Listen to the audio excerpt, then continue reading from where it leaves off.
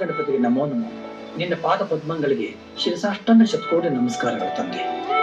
ಎಲ್ಲ ಒಳ್ಳೇದು ಮಾಡಪ್ಪ, ನೀನೇ ಕಾಪಾಡಪ್ಪ. ಸರ್, ಹಾ, ವಿಜಯಲಕ್ಷ್ಮಿ ಮೇಡಮ್ಗೆ ಫೋನ್ ಮಾಡ್ಬೇಕಂತ ಹೇಳಿದ್ರಲ್ಲ. ಓ ಬಂದೆ.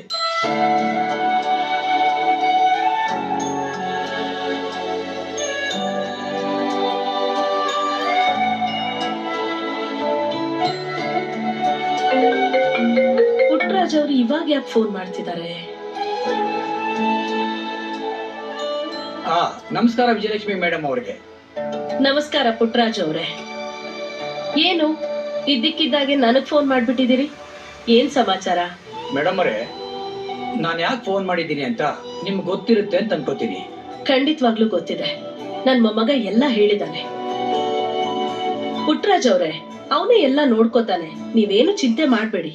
ನಮ್ಮ ಅಭಯ್ ಕೆಲಸದ ಬಗ್ಗೆ ನಂಬಿಕೆ ಇದೆ. ರಾಮನಗರ ಬಿಲ್ಡಿಂಗ್ ನಾನು ನೋಡಿದ್ದೀನಲ್ಲ,